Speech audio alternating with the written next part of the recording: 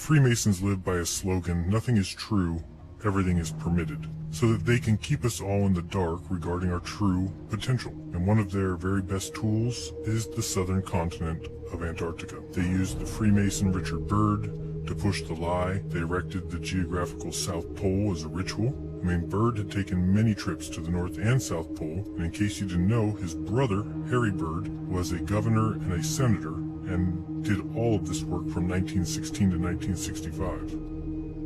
Both of them born to one of the wealthiest families in Virginia, and a member of the Federal Lodge No. 1 in Washington, D.C. These men will lie for each other and go to bat for each other, and all of them will back each other no matter what. In fact, all of Byrd's travels were financed by John D. Rockefeller. Now, who knows how deep Richard Byrd goes in all this, and exactly to what depth he was involved.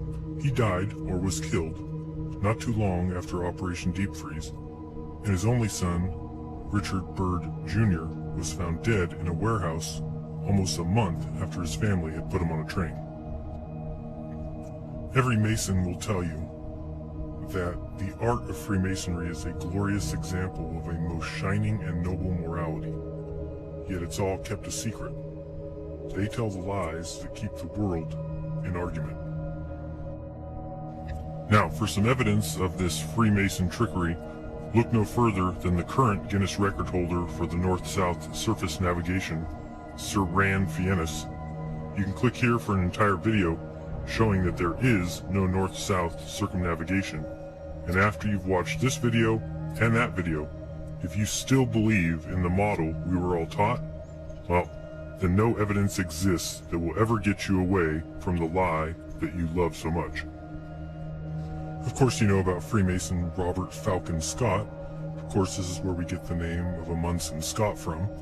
You've also heard of the Ross Sea, I presume, which was named after yet another Freemason, Sir James Clark Ross.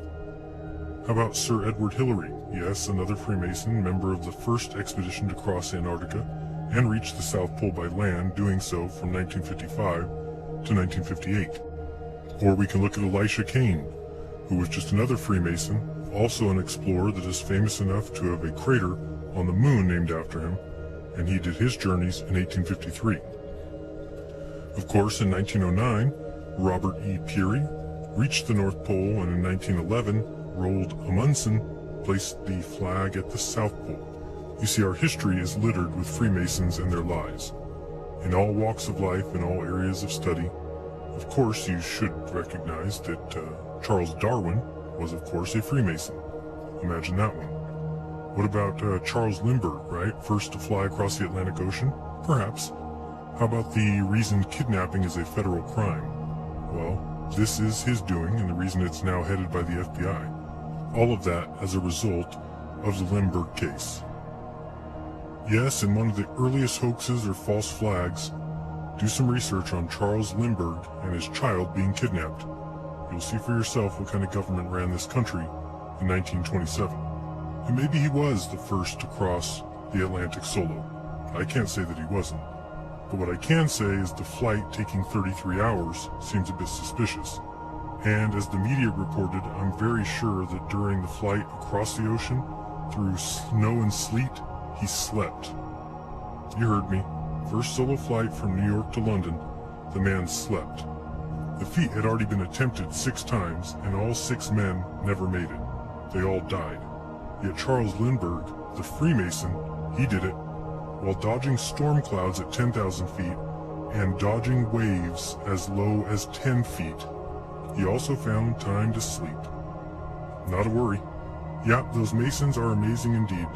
It's like the Mason who went to the moon, and on his first step off the limb, he pissed on the moon. And when he was ready to leave, the first time ever that it would be attempted, he said, "Roger, Houston, we're number 1 on the runway."